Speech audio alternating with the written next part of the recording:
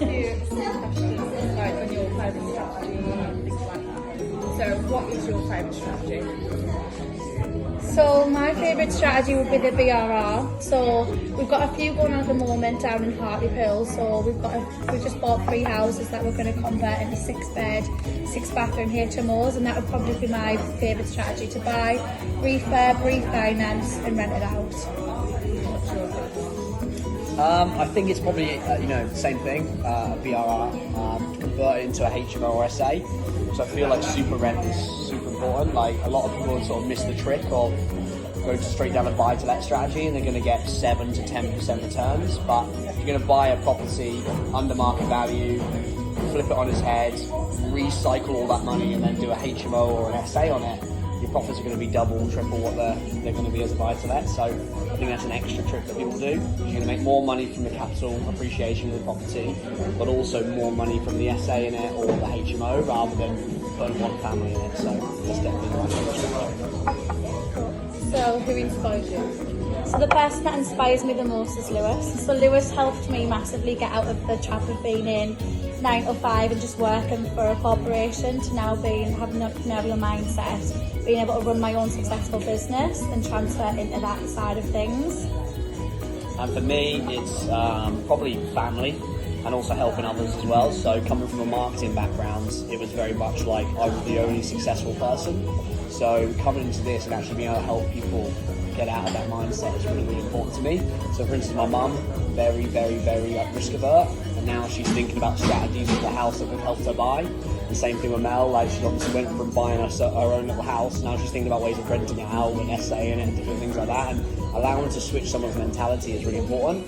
I feel like in most business, it's all like secret. Do you know what I mean? Yeah. You can't tell someone too much because they're going to steal it from you. But with property, there's so much space for growth.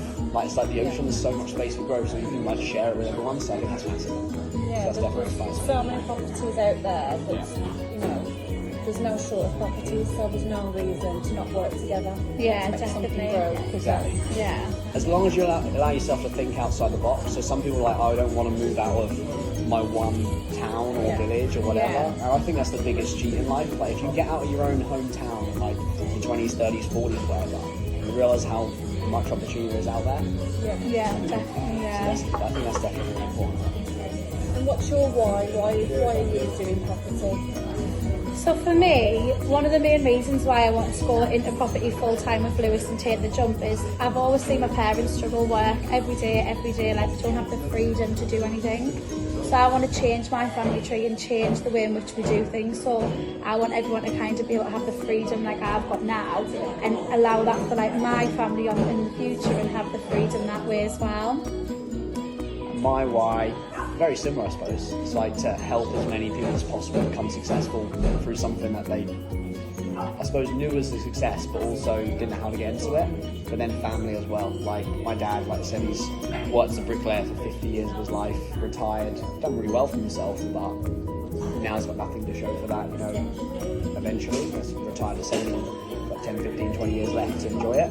Yeah. And then my mum, obviously same thing, she works her arse off 7 days a week right now, and being able to pay for a mortgage or pay for a house. And then my sister, the same thing, like she saves every week of the year to go on one holiday a year, if that.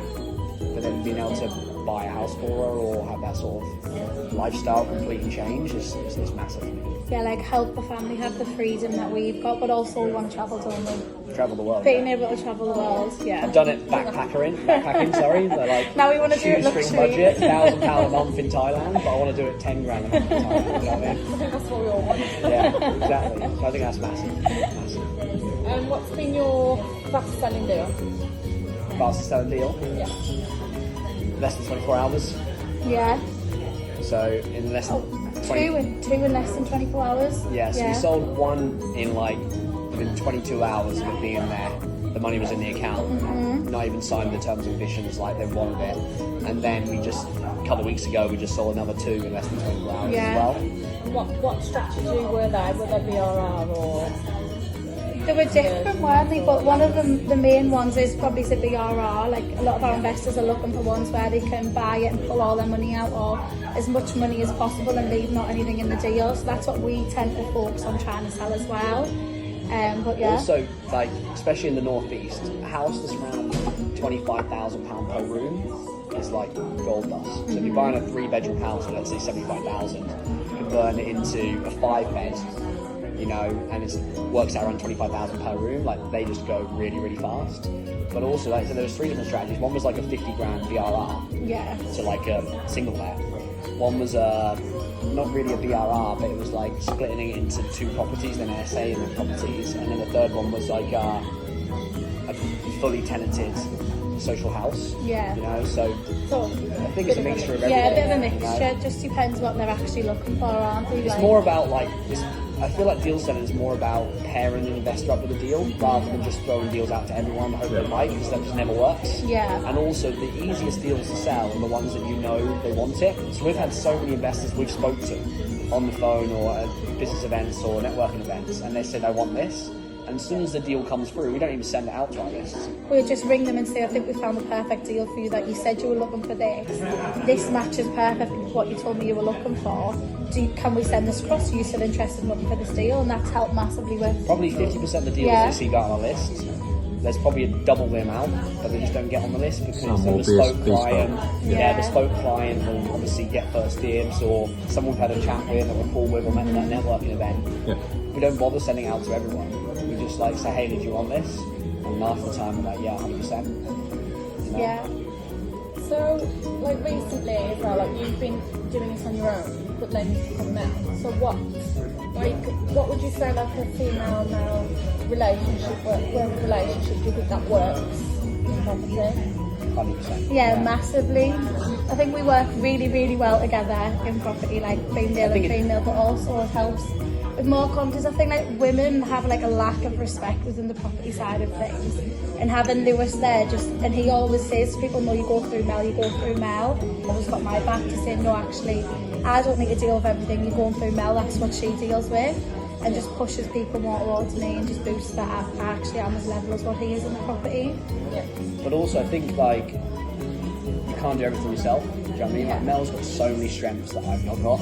Yeah. You know, not at all. I'm more like a bull in a china shop, and I'm just like I will make things happen. And it's just like today, if there's not a door there, I'm going through it. You know, and I think Mel levels me out a little bit as well. But also, same thing. Mel's got weaknesses that I've got strengths as well. So we're very similar. Me and Mel, like very, very similar. But also we have different strengths and different weaknesses. So I think it definitely helps.